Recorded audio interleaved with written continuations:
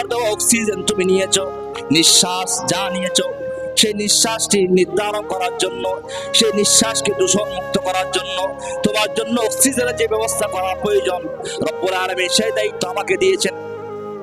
যে তুমি যে নিঃশ্বাস নিয়েছো দুনিয়ার জমিনে, সেই নিঃশ্বাসগুলো তুমি বান্দা কখন নিবে, কখন ফেলবে, কত পরিমাণ নিঃশ্বাস তোমার নসিবা আছে, কি পরিমাণ অক্সিজেন তোমার নসিবা আছে, এইগুলো নির্ধারণ করার দায়িত্ব আল্লাহ রাব্বুল আলামিন আমি ফেরেশতাকে দিয়েছেন।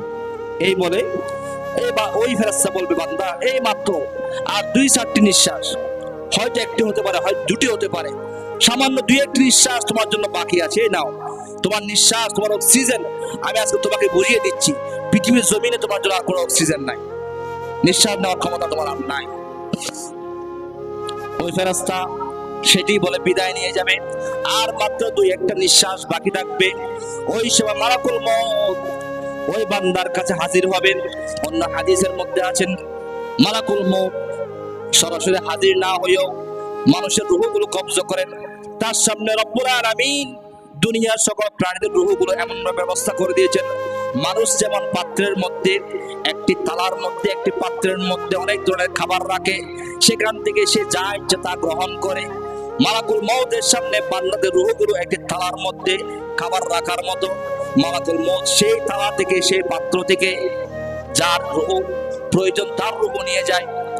আবার বান্দা যখন দুনিয়ার জমিনে মারা যায়, মারা যাওয়ার আগে ওই বান্দার জন্য রব্বুল আলামিন হাদিসে পাকে অন্য বর্ণনা রয়েছে, মালাকুল মউত দুনিয়ার জমিন থেকে কোন বান্দার রূহ নেওয়ার আগে আরশ আজিমের নিচে একটি গাছ আছে, যে গাছকে বলা হয় প্রকাণ্ড গাছ। ওই গাছের মধ্যে আমার আপনাদের পূর্বপুরুষ, আমার পূর্বপুরুষ সকল বান্দাদের নাম লেখা আছে। ওই গাছের পাতার মধ্যে সকল বান্দার নাম লেখা আছে, বাবার নাম লেখা আছে, মৃত্যুর সময় লেখা আছে, মৃত্যুর স্থান লেখা আছে। ওই প্রকাণ্ড গাছ থেকে যখন একটি পাতা ঝরে পড়ে যায়, ওই পাতাটি মালাকুল মউতের সামনে পড়ে, মালাকুল মউত সেই পাতাটি নিয়ে তার সহকর্মী যারা আছে সেই ফেরেশতাদেরকে দেয়, দিয়ে বলে, যাও আসমানবাসীকে জানিয়ে দাও এই বান্দা মারা গিয়েছেন। এটা হচ্ছে মানুষ মারা যাওয়ার আরো 40 দিন আগের ঘটনা।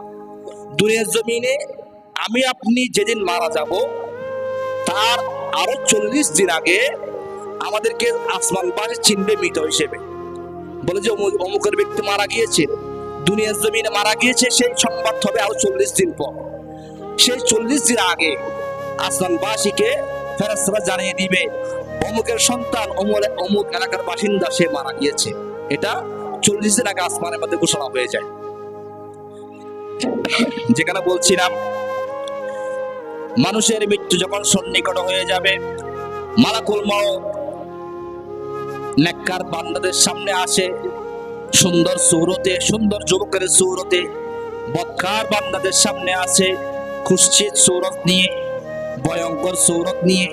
মালাকুল মউত যখন কোনো বান্দার সামনে আসবে, সেই বান্দা যদি বদকার হয়, সেই বান্দা যদি পাপী হয়, ওই বান্দার রূহটি এমন ভাবে নিয়ে যাবে, হাদিসে পাকে এক বর্ণনায় আছে 70টি উট, 70টি জীবন্ত উটকে জবে করা ছাড়া, মারা ছাড়া ওই জীবিত অবস্থায় কোন 70টি উট থেকে উপরের চামড়াগুলো ছিনিয়ে নেওয়ার সময়, খুলে নেওয়ার সময় ওই 70টি উট যে পরিমাণ কষ্ট পাবে, তার চেয়েও বেশি কষ্ট পাবে একজন পাপী বান্দার রূহ নেওয়ার সময়।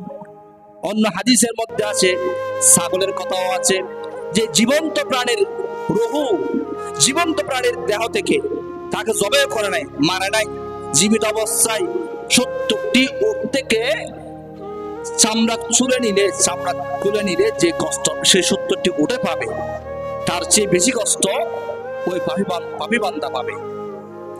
আবার নেককার বান্দার বেলায় বলেছেন, মালাকুল মউত নেককার বান্দার সামনে যখন আসবে, ওই সময় বলবে, ইয়া আইয়ুহান নাফসুল মুতমাইন্না ইরজিই ইলা রাব্বিকি রাদিয়াতাম মারদিয়া, এই প্রশান্ত আত্মা, এই প্রিয় আত্মা, আল্লাহর প্রিয় বান্দা, তুমি আল্লাহর হুকুমে আমি আজরাইলের হাতে তোমার রূহটা দিয়ে দাও।